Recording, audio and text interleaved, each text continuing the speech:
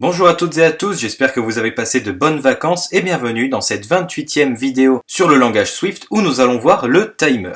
Alors pourquoi je fais cette vidéo sur le timer? Comme je l'ai expliqué dans ma dernière vidéo, c'est parce que la prochaine va concerner une application qui va clore ce premier volet de vidéos sur le développement d'applications iOS. Et dans cette application, vous allez devoir vous servir du timer, voilà pourquoi je le présente maintenant. Commençons sans plus attendre par parler de l'objet NSTimer. Pour utiliser un timer, nous avons besoin de l'objet NSTimer. NSTimer est une classe fille qui hérite de sa classe mère qui est NSObject, tout comme NSUserDefaults qui est une classe qui héritait aussi de NSObject que l'on a vu dans la vidéo 25 sur le chargement et la sauvegarde de données. Comme tous les objets, celui-ci doit être affecté à une variable pour pouvoir être utilisé tout au long du programme. Et donc nous allons voir comment déclarer un timer. Voici la syntaxe en Swift pour déclarer un timer. On écrit notre variable, donc ici var_timer, et on l'affecte tout simplement au constructeur de l'objet NSTimer, soit NSTimer avec un couple de parenthèses vide. L'objet NSTimer embarque avec lui des méthodes qui vont nous permettre de le démarrer et ou de l'arrêter, donc de démarrer le chronomètre ou de l'arrêter. Et lorsqu'on utilise l'objet NSTimer, si le timer a démarré, on dit qu'il est valide, et s'il est arrêté, on dit qu'il est invalide. Voilà le vocabulaire à utiliser lorsqu'on utilise cet objet.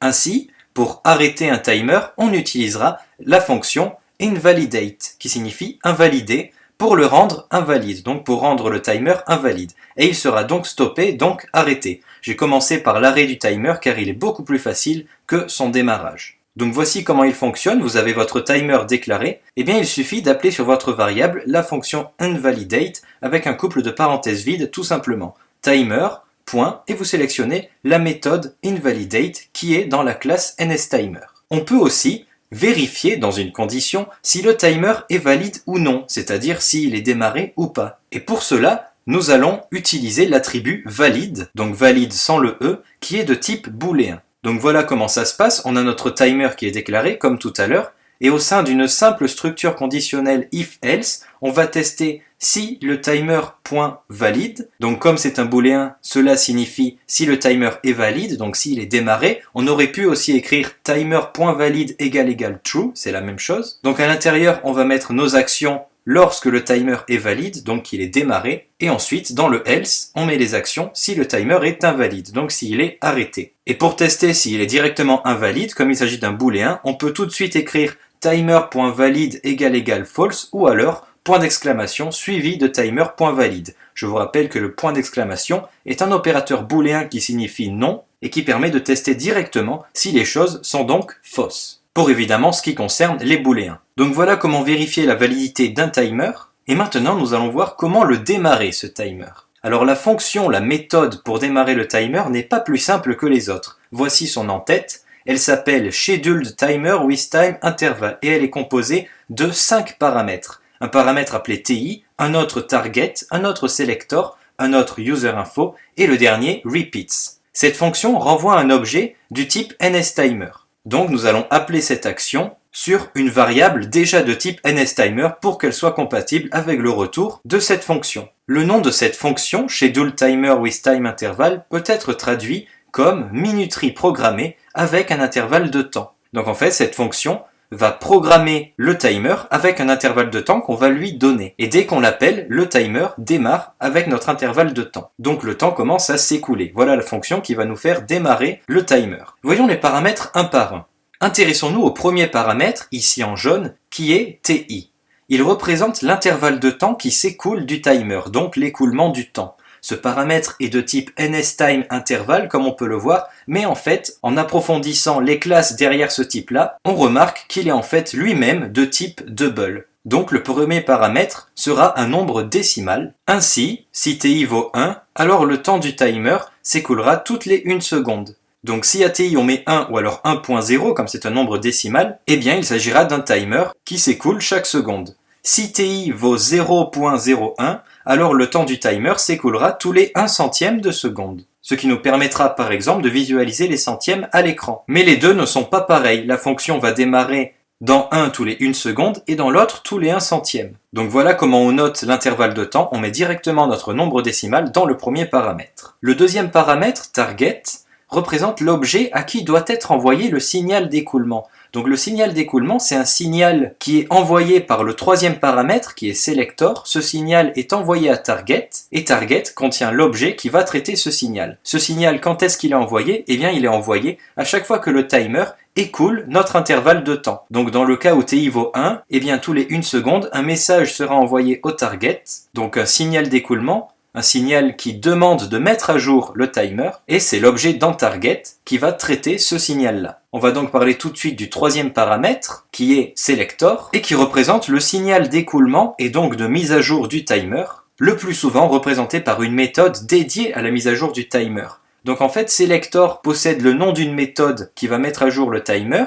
Cette méthode est envoyée à target et c'est l'objet qui est dans target qui va traiter cette méthode-là. Le quatrième paramètre user-info est un paramètre avancé. Ici, nous, on le mettra à nil et c'est possible car il s'agit d'une optionnelle comme le montre le point d'interrogation après anyObject. Et enfin, le dernier paramètre, donc il s'agit de repeats, est un booléen qui va continuer à faire fonctionner le timer selon l'intervalle de temps jusqu'à ce qu'il s'arrête. Enfin, ça c'est seulement s'il vaut true. S'il vaut false, il écoulera l'intervalle de temps qu'une seule et unique fois. Il ne répétera pas cet événement. Si on veut qu'il s'écoule encore et encore de cet intervalle de temps, donc qu'il boucle sur lui-même comme un vrai chronomètre, alors il faudra mettre ce paramètre à true, et c'est ce que l'on fera. Avant de commencer la pratique, il faut bien comprendre le timer.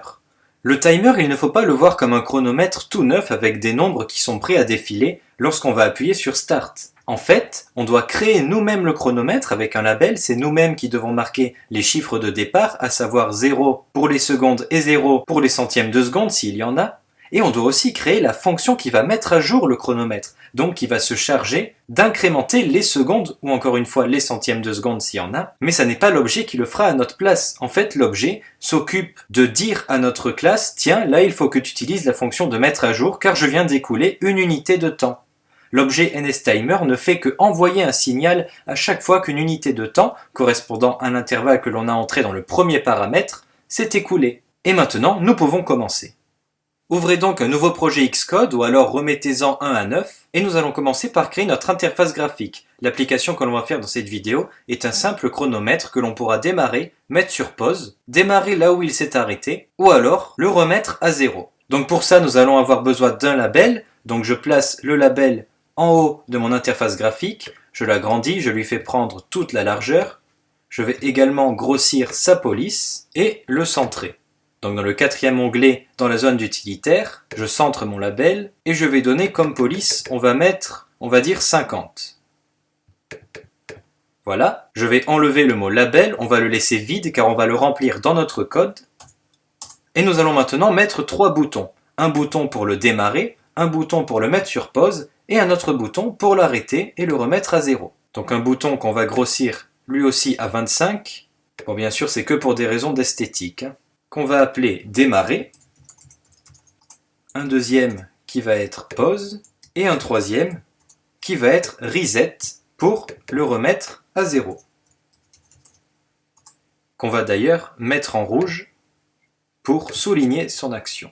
Voilà maintenant pour notre interface. Donc maintenant nous allons lier les objets au code, comme d'habitude, le label, qu'on va appeler chronolabel, donc de type outlet, et enfin les actions de ces 3 boutons, donc l'action de démarrer, qu'on va appeler start chrono, ensuite l'action de pause, que l'on va appeler pause chrono, tout simplement, et pour finir, l'action du reset, que l'on va appeler reset chrono.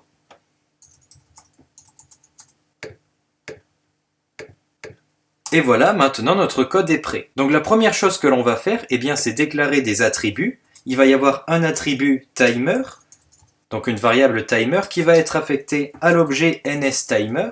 Donc voilà, maintenant ma variable timer possède un timer.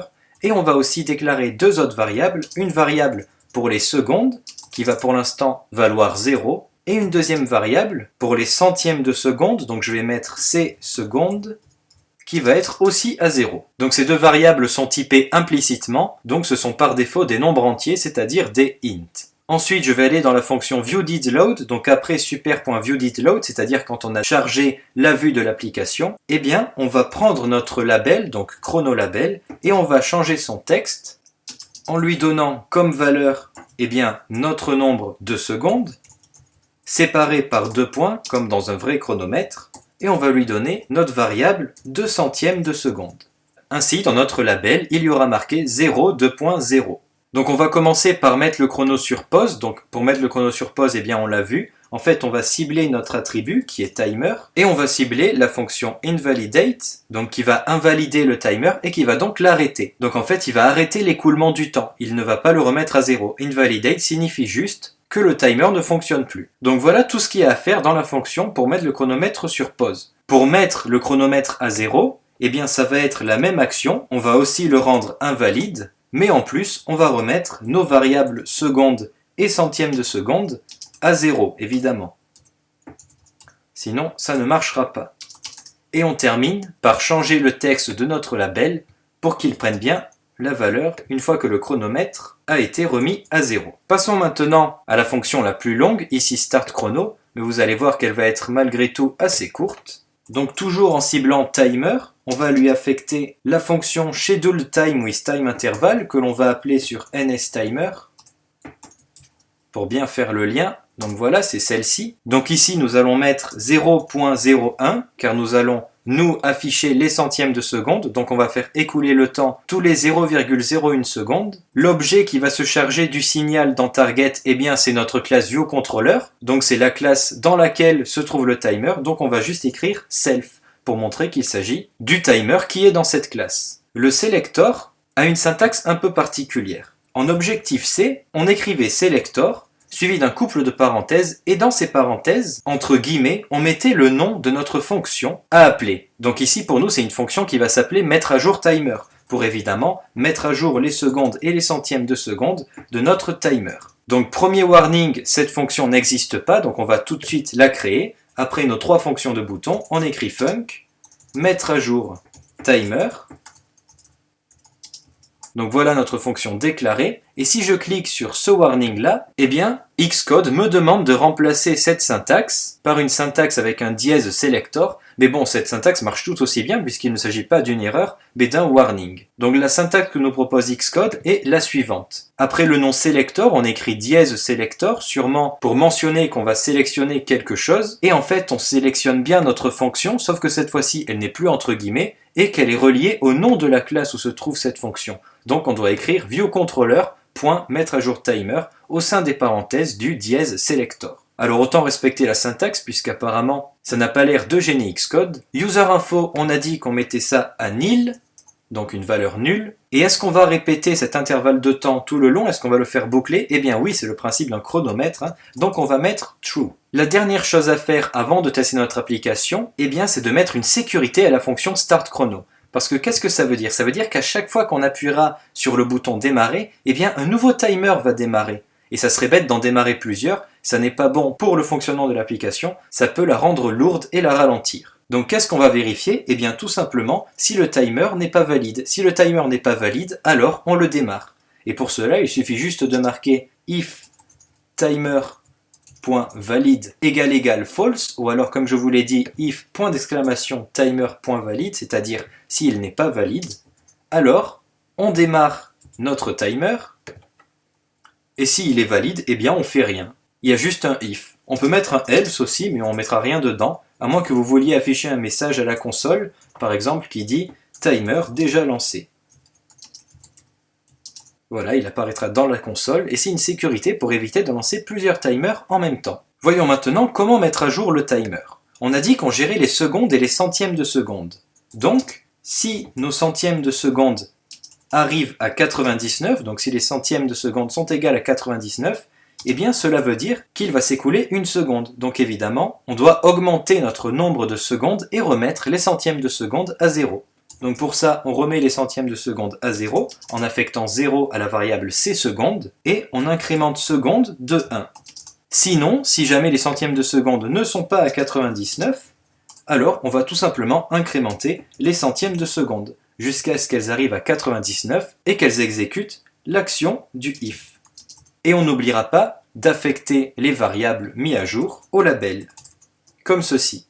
Notre application est à présent terminée et on va pouvoir la lancer. Voici comment se présente notre application. Je vais maintenant démarrer le timer. Donc on peut voir qu'il démarre bien, les centièmes défilent et arrivé à 99, le nombre de secondes est incrémenté. Donc tous les 1 centième de seconde, un signal est envoyé par l'objet NSTimer pour dire à la classe ViewController d'appeler la fonction mettre à jour. Voilà comment ça fonctionne. Donc si j'appuie sur démarrer, eh bien aucun autre timer ne démarre. Et nous verrons cela dans le logiciel Xcode à la console car on a mis un petit message. Si j'appuie sur pause, le timer s'arrête, je peux réappuyer sur pause, il ne se passera rien. Je peux redémarrer le timer là où il était et je peux aussi appuyer sur reset pour le remettre à 0. Et enfin le redémarrer. Donc voilà un timer tout simple, mais qui explore à peu près toutes les dimensions du timer. Revenons donc sur Xcode où je vais arrêter l'application et comme on peut le voir à la console, il s'est affiché timer déjà lancé 4 fois car j'ai réappuyé sur le bouton démarrer 4 fois pour vous montrer qu'on ne démarrait pas plusieurs chronomètres en même temps. Cette vidéo est maintenant terminée, merci de l'avoir visionnée. Dans la prochaine vidéo, donc la 29e, la vidéo qui va clore cette première partie sur le développement iOS, nous allons faire une application que j'ai nommée SpeedClick où vous allez utiliser le timer. En attendant, je vous dis à bientôt pour la prochaine vidéo.